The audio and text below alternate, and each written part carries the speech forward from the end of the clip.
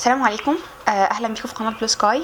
في الفيديو ده هنتعلم ازاي نعمل طاقية تريكو ساده زي دي، مقاس الصغير اللي هو مقاس الاطفال ومقاس كبير. انا هستخدم الخيط ده. اوكي، ده خيط تخين ودي الورقه بتاعته اهي. دي ماركه هيمالايا ومحتاج ابره 9 مللي. لو انتي ملقيتيش خيط تخين زي ده في السوق عندك، ممكن تجيبي فتلتين وتشتغليهم مع بعض. وهستخدم ابر دائريه، وهستخدم طريقه دايره سحريه. لو انت مبتدئ او اول مره ليكي تتعاملي مع دايره سحريه، يبقى لازم تتفرجي على الفيديو. انا حاطه فيديو، حاطه اللينك بتاعه تحت في الديسكربشن بوكس. الفيديو ده عن طريقه استعمال الابر الدائريه في الدايره السحريه خطوه خطوه للمبتدئين، فاعتقد انك لازم تتفرجوا عليه الاول. وبرده الغرز العدله والمقلوبه، وازاي تعملي غرزه الريب وتنقصي الغرز، دي الحاجات اللي احنا هنحتاجها في الطاقيه. الفيديوهات دي كلها اللينكات بتاعتها تحت في الديسكربشن بوكس، ممكن تبصي عليها على الاقل مره. بس طبعا الغرز العدله والمقلوبه لازم تكوني اتعلمتيها على الاقل. انا حاطه لكم الطاقيه دي معاها عشان اوريكم فرق الحجم. ده مقاس الصغير، وده هيبقى المقاس يعني قد المقاس الكبير، بس طبعا دي تتنط. الفيديو بتاع الطاقيه دي ان شاء الله هينزل قريب، وحط اللينك بتاعه برده تحت في الديسكربشن بوكس. بس انا بوريكم بس فرق الحجم. شايفين الفرق في العرض؟ يعني شايفين العرض ده قد ايه، وكمان الفرق في الطول. اول حاجه دلوقتي هنتكلم عن النقشه. الطاقيه بتاعتي دلوقتي مكونه من تكرار 4 غرز. في المقاس الصغير انا هعمل 40 غرزه، في المقاس الكبير هعمل 60 غرزه. بتبدا الطاقيه من غرزه الراب اللي هي 2 غرزه عدله 2 مقلوبه. هعملها في المقاس الصغير 6 صفوف، في المقاس الكبير 8 صفوف. بعد كده هنبدا في الجزء ده اللي هو اسهل جزء، عباره عن غرزه عدل بس داير ما يدور لمده 15 صف. في المقاس الكبير هنعملها 25 صف. بعد كده هنبدا في الجزء ده اللي هو الجزء اللي هننقص فيه الغرز. شايفين الخطوط دي؟ هي دي الخطوط التنقيص اللي احنا هنعملها بالتساوي بالمنظر ده. بعدين شكلها لطيف، عايزه اوريها لكم. تجاهلوا الخيط ده والخيط ده كمان، هتفهموا في الاخر انا ليه شكله كده. شايفين شكل الخطوط دي؟ شكلها لطيف جدا لما تلبسيها، تعمل دايره بالمنظر ده. الجزء اللي هنقص فيه الغرز هشرحه ساعتها، الفرق ما بينه وما بين الطاقيه الصغيره والطاقيه الكبيره. في حاجه بس عايزه اقولها قبل ما نبدا، بالنسبه لسطر البدايه. لو انت متعوده تعملي سطر البدايه بالطريقه العاديه، اعتقدش ان هي هتنفع قوي هنا. ليه؟ لان الطاقيه شايفين ده اخرها في المط، لكن من فوق بتمط اكتر من كده، فممكن متعرفيش يعني تلبسيها لطفلك او تلبسيها انتي لو عامله المقاس الكبير. يعني ممكن تبقى ضيقه عليكي، خصوصا في الخيط التخين ده. يعني لو خيط رفيع مفيش مشكله، لكن لو الخيط التخين ده ممكن سطر البدايه بتاعك يبقى مشدود، وفي الاخر هيبقى شغلك تعب يعني راح على الفاضي. فانا شايفه ان انتوا تعملوا سطر البدايه بالطريقه الواسعه.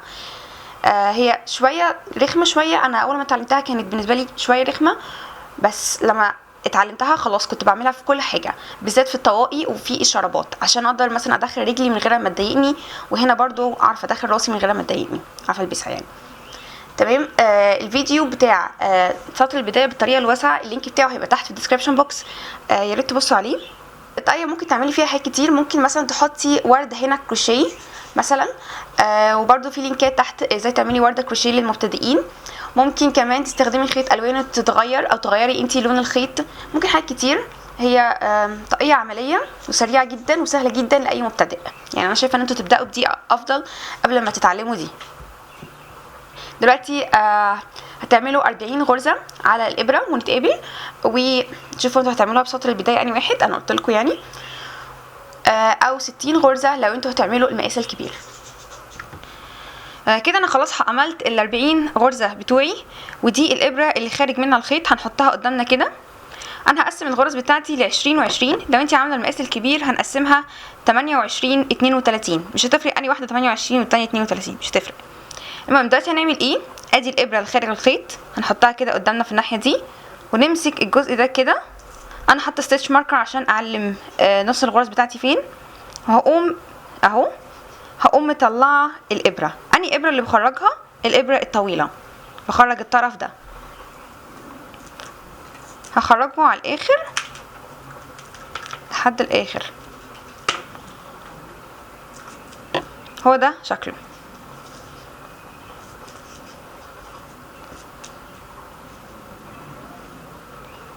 تمام.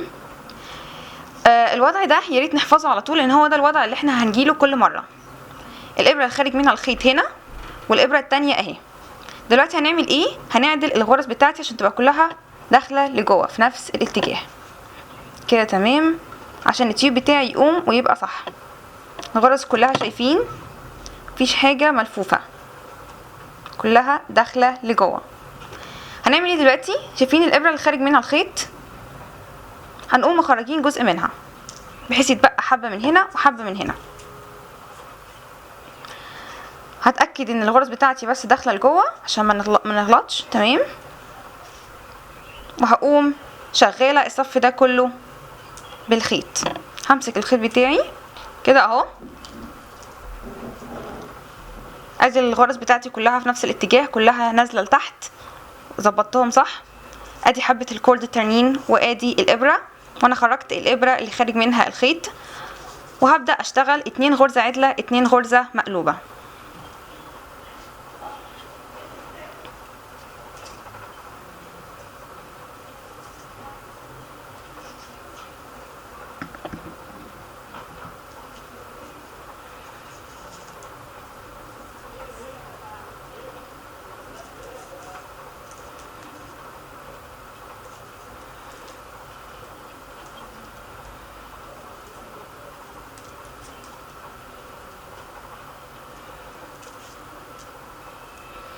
اوكي، هنكمل الصف بتاعي ده لحد ما نوصل هنا. هقول لكم تعملوا ايه.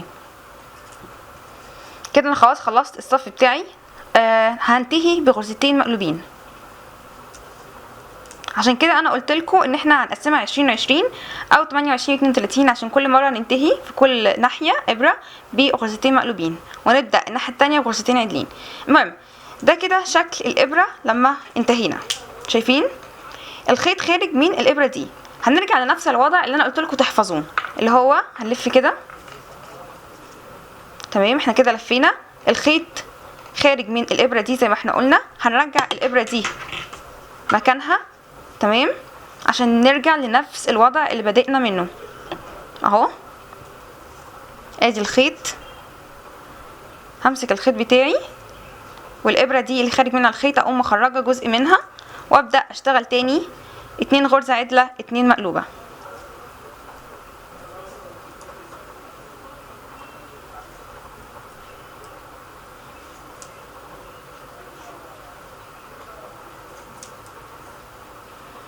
تمام، هو ده الاسلوب اللي انت هتكملي بيه وهنشتغل بيه في الطاقيه بتاعه الاطفال دي 6 غرز 6 صفوف، وطاقيه الكبار هنشتغل 8 صفوف، تمام. لو انت لسه مش فاهمه طريقه الدايره السحريه ممكن تتفرجي على الفيديو اللي انا عاملاه خطوه خطوه للمبتدئين.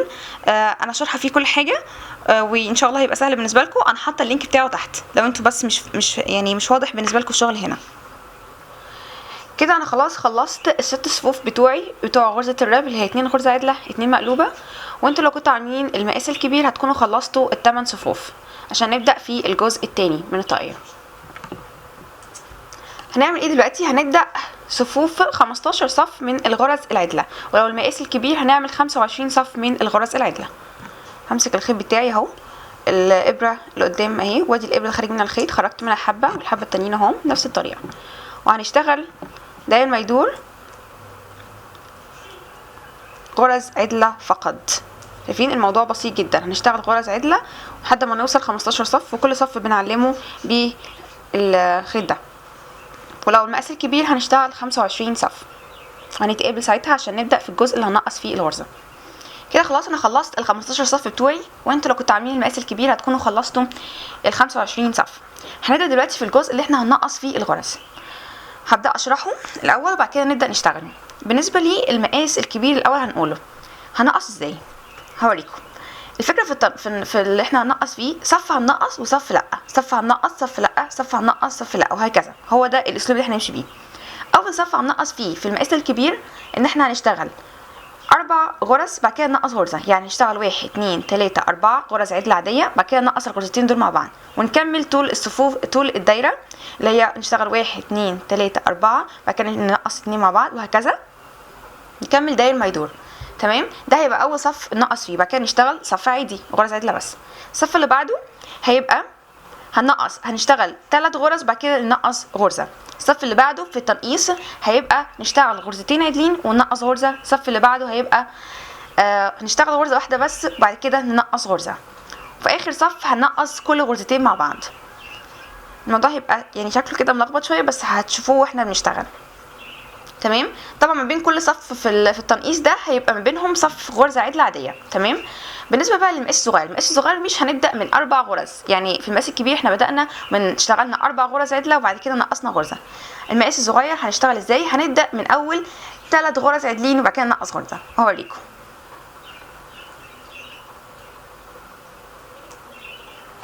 هشتغل طبعا انا بادئه من بدايه الصف، انا علمتها بستيتش ماركر او ممكن الفتله نفسها. ادي 1 2 3. طبعا ده المقاس الصغير يبقى هنشتغل 3 غرز بس. بعد كده نعمل ايه؟ هننقص الغرزتين دول مع بعض. طريقه تنقيص الغرز العدله الفيديو بتاعه تحت في الديسكربشن بوكس. بدل ما نخش في دي بس هندخل في الاثنين. ادي اللوب الخلفي بتاعهم هما الاثنين واللوب الامامي قدامه واقوم مخرجاه. تمام. هنكمل بالمنظر ده 1 2 3. بعد كده ننقص 2 مع بعض وهكذا نكمل طول الدايره دي 1 2 3. بعد كده نقص الاثنين دول مع بعض وهنكمل الدايره دي. وبعد ما نخلص الصف ده هنقوم عاملين صف غرزه عدله ونتقابل عشان نبدا الجزء اللي بعده. كده انا خلاص خلصت الصف بتاع التنقيص بتاعي وعملت صف غرزه عدله عاديه. كنت عايزه افكركم بحاجه، ان انتوا طالما بدانا ب1 2 3 غرزه عدله و2 شغلناهم مع بعض يبقى هننتهي هنا ب2 غرزه عدله منقوصين مع بعض، يعني ننقص غرزتين مع بعض. اخر غرزتين في الناحيه دي هيبقوا متنقصين مع بعض لان احنا بدانا ب3 غرز لان دي بالتساوي. تمام. هنبدا الصف اللي بعده في التنقيص هيبقى ايه؟ هنشتغل غرزتين بس عدلين. كل مره هننقص غرزه من الغرز العدله اللي احنا بنشتغلها. بعد كده هننقص غرزتين مع بعض. طبعا كل ما تنقصي اكتر كل ما الغرز بتاعتك هتبقى ضيقه اكتر. فوسعي الابره بتاعتك 1 2. بعد كده هننقص تمام غرزتين مع بعض وهنكمل داير ما يدور بالمنظر ده. غرزتين عدلين غرزه هنقصها، غرزتين عدلين غرزه هنقصها، وبعد كده نشتغل صف من الغرز العدله. كده خلاص خلصت الصف بتاع الغرزه العدله. هنعمل ايه دلوقتي؟ هنبدا نشتغل غرزه عدله واحده بس وبعد كده ننقص غرزتين مع بعض. غرزه عدله واحده بس وننقص غرزتين مع بعض. بعد كده نشتغل صف غرزه عدله. في حاجه كنت عايزه اقولها لكم، ان احنا اللي هي ال 15 صف دول او ال 25 صف لو انت عامله طاقيه طويله، اوكي، انت ممكن تطولي فيهم او تنقصي فيهم زي ما انت عايزه. ليه؟ لان الابر الدائريه بتمكنك ان انت تقدري تلبسي القطعه نفسها، يعني بتشدي كل الابرتين كده للاخر لحد الكورد. تمام. وتقدري تلبسيها عادي جدا وتشوفي اذا كنتي عايزه تطولي عن كده ولا تنقصي عن كده. تمام. عشان بس مقاساتنا كلها بتختلف عن بعض. يبقى هنشتغل اهو غرزه عدله واحده، بعد كده ننقص 2 مع بعض. غرزه عدله واحده بعد كده ننقص 2 مع بعض. طبعا كل مره هتبقى اضيق من اللي قبليها. غرزه عدله واحده وننقص 2 مع بعض ونكمل. وبعد كده نعمل صف من الغرز العدله. كده خلاص اتبقى لي بس الغرز دول على الابره. هعمل ايه دلوقتي؟ هشتغل كل غرزتين مع بعض.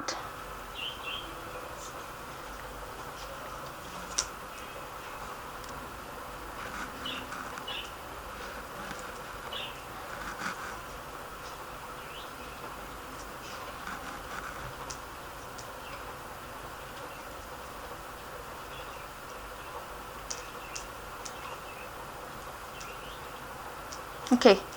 ونكمل لحد الاخر. كده انا خلاص خلصت واشتغلت كل غرزتين مع بعض. هعمل ايه دلوقتي؟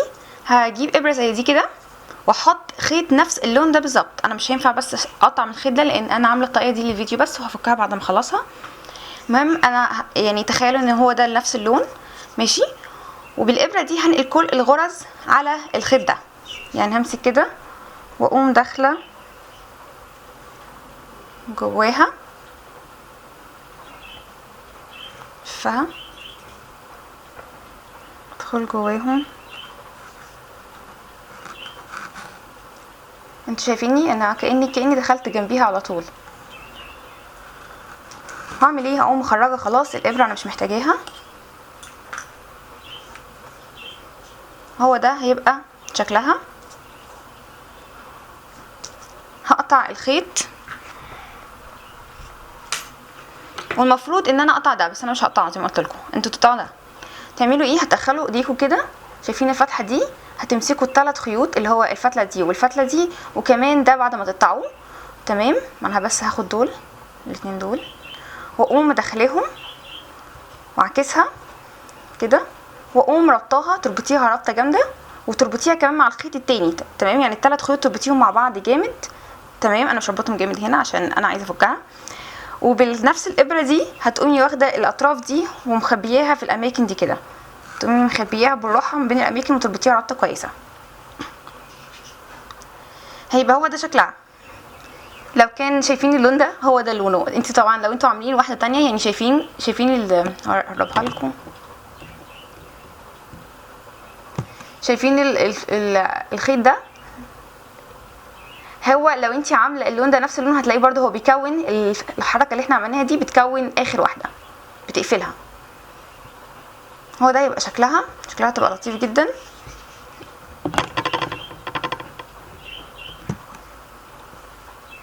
تبقى عامله الخطوط دي كده. احنا خلاص خلصنا الطاقيه بتاعتنا. انت بقى ممكن تعملي اي حاجه، ممكن تحطي ورده هنا، ممكن تاخدي خيط كمان ملون وترسمي عليه من فوق، ممكن حاجات كتير. الطاقيه كويسه وعمليه، وطبعا الخيوط دي احنا نخبيها بقى ونشيل الستitch ماركر دي. ما علينا. يا رب يكون الفيديو عجبكم ويكون الشرح واضح.